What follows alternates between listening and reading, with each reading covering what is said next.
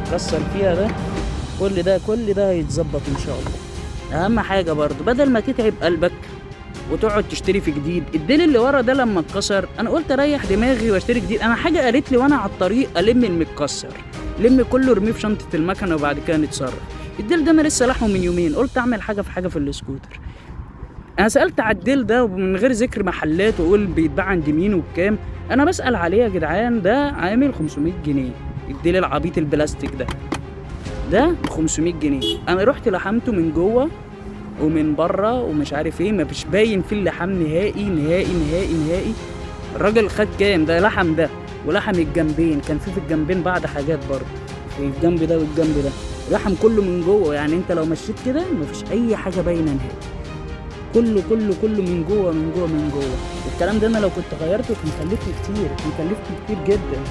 الكلام ده كله ما كلفنيش 100 جنيه 100 جنيه عند بتاع فبر محترم.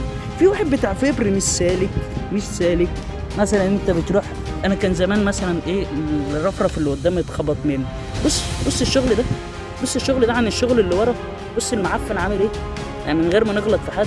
بس انا لما عملت ده فرحت، اللي هو وفر عليا مثلا وعمل لي الرفرف ده كده وتصلح، بدل ما اشتري واحد جديد الرفرف ب 800 900 جنيه. قلت لا خلاص، عمله لي ب 100 جنيه برضه.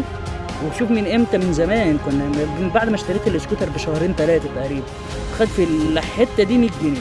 وقلت اهو يلا وفر من عليا. بس لما شفت الشغل ده وشفت الشغل اللي ورا ده، لا عرفت ان يعني ايه في صنايعي نضيف وصنايعي تاني، يعني ربنا يهديه ويتقي ربنا في شغله ويعرف ازاي يشتغل عدل ويراعي ربنا. واللي عايز يا جدعان رقم الصنايعي اللي عمل لي لحامات الفبر اللي مش باينه دي خالص، ممكن يبعت لي يعمل لي كومنت برضو وانا ارد عليه وادي له العنوان بالظبط. ان شاء الله خير. خلوا بالكم من نفسكم، ما تنسوش لايك وشير للفيديو، ادعموني اللي احنا نجيب خوذه بقى يا جدعان يعني. يلا السلام عليكم.